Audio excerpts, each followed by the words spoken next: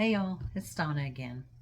I'm making this video today because I want to share with you some things that I wish I had known when I very first started eating low carb. And I'm going to share with you some flours and some sugars that you need to get as staples in your cabinets, because I know normally in our cabinets we have just regular all-purpose flour and regular sugar and things like that, and we're not able to use those when we're eating low carb. So the first one that I want to share with you is almond flour. Almond flour, and you'll see a lot of things in the keto or low carb diets that use almond flour. Now, this is the kind of almond flour that I get, and it's not the only kind. Some people like the Blue Diamond almond flour better. This is one that I have and I like.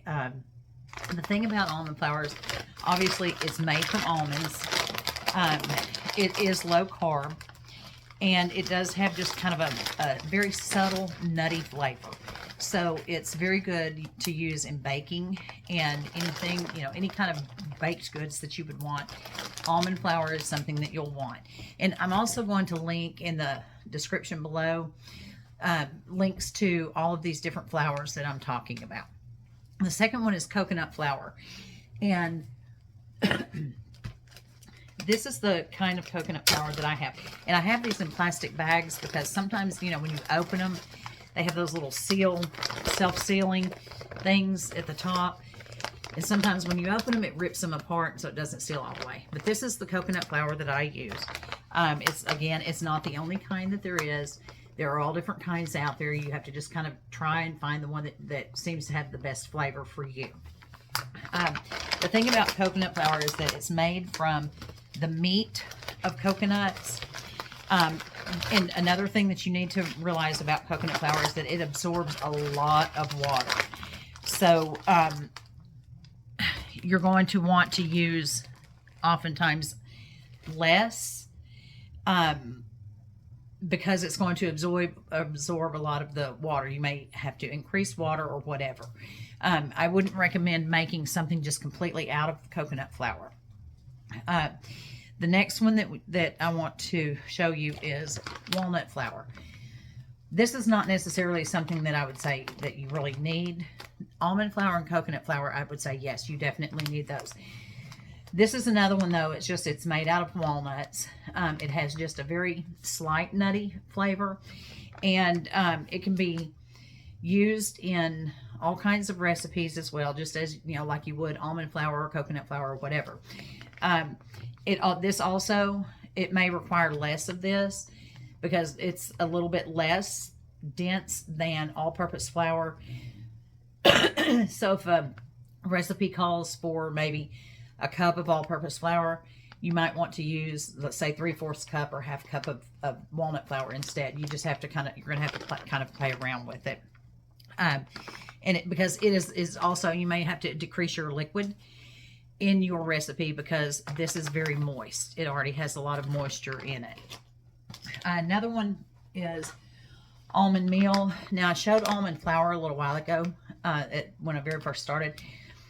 Same thing. It's made from almonds, has the same kind of flavor. It's just not ground as coarse or as fine as almond flour. This is a little more coarse. It may have a few more chunks of, bigger pieces of almonds in here. It can also be used for the same thing. Another one that I have is this is a nut flour blend, and it's got almond flour, coconut flour, pecan flour, and walnut flour mixed together. And so baking, especially things like cookies and stuff like that, you can use this for. It has 3 total carbs and 2 tablespoons, and 2 of those are fiber, so it's 1 carb per 2 tablespoons, so not bad. Then the next thing that I want you to know that you definitely need, besides you need almond flour, and I would say you need coconut flour, because oftentimes in baked goods, you're going to want to use almond flour and coconut flour together just to get the consistency of the baked good that you're wanting to make. The others are optional, and you can make different kinds of recipes with those. Now let's talk about sweeteners. We can't use sugar. We cannot use regular sugar when we're eating low carb, so we're going to have an alternate. My favorite, the one that we use here, is monk fruit. And my husband really likes it, which is a huge plus. He uses it in his coffee. I use it to make anything sweet that we're going to make. That's usually what I'll put in there. It's grainy like regular sugar would be. And it can basically just take the place of sugar in a recipe. The next one is allulose. Again, it can take the place of sugar in a recipe.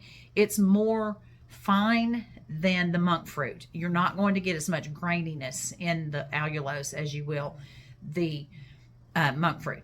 Now, some people, I'll tell you, they don't care for the monk fruit or the allulose because of the erythritol, because they usually come as a blend, like allulose with erythritol and monk fruit with erythritol. And erythritol, for some people, it gives like a cooling effect after when you eat it. I don't get that. My husband doesn't get that, but some people do. Another one is the Swerve Confectioners sugar. And it will take the place of anything that you would use confectioner's sugar for.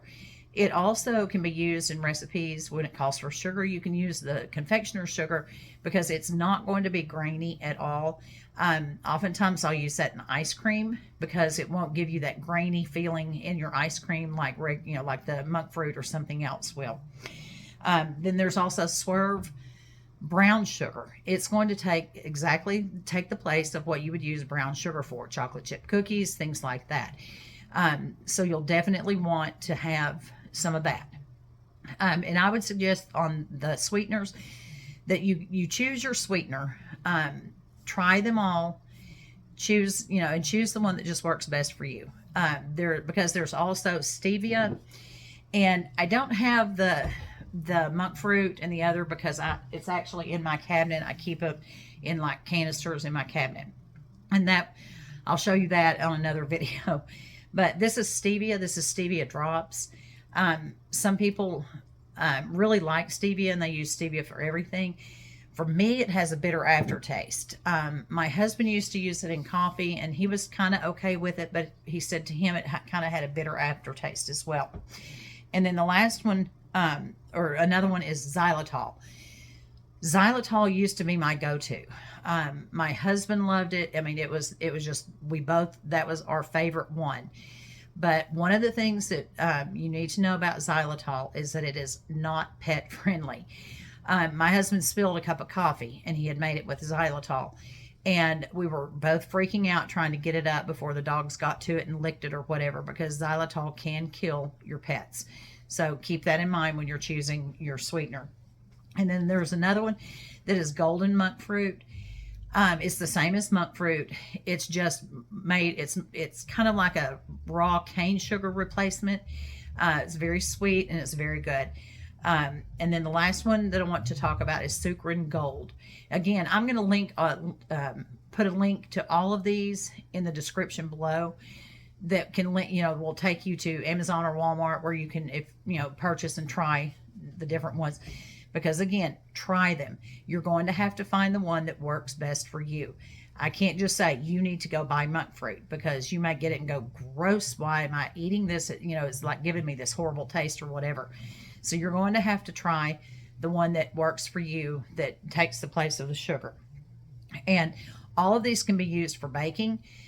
They can be used for ice cream, cookies, cakes, whatever. And there are tons of recipes out there that use the almond flour, coconut flour for baking and to make baked goods. And they use the sugar substitutes as well. And the last thing that I want to tell you that you definitely need in your pantry, this needs to be a staple, are pork rinds. Now don't gross out on me, because I can't stand pork rinds. I mean, just if I were to open this and eat one, I would be gagging. They're gross. But what you do with these is you put them in a food processor and you grind them up into this right here.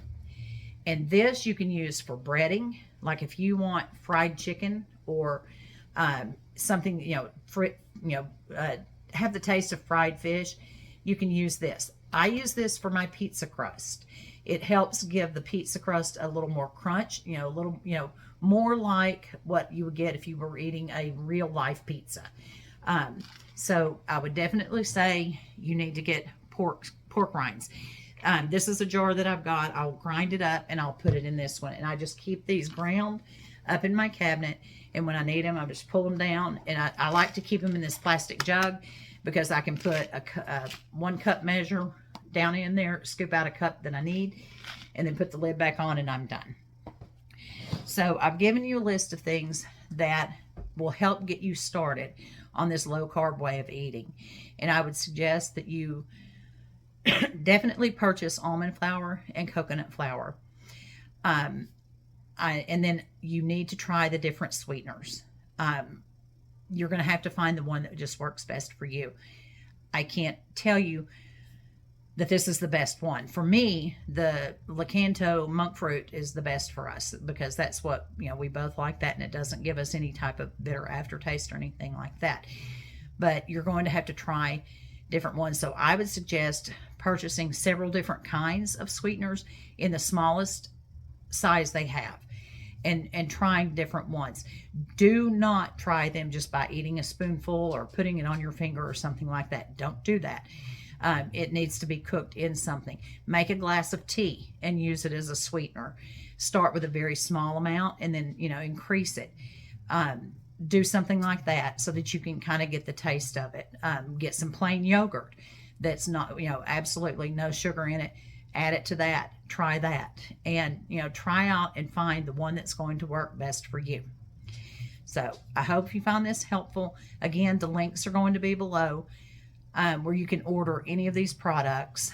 And I don't know necessarily the prices on all of them because some of them, the links may take you to like a 3-pound package or whatever. Search for a 1 pound. Just do some, do some legwork and find, the smallest size that you can just to try and figure out the one that's going to work best for you. Most of them are all natural. They're made from plants. I know that allulose is processed. They're producing it, and it comes from corn, but it's naturally occurring in things like molasses and other things in our environment. So I would try those. Anyway, look at the links below. Get you some ordered. Find your favorite sweetener. Definitely get you some almond flour and some coconut flour to start with.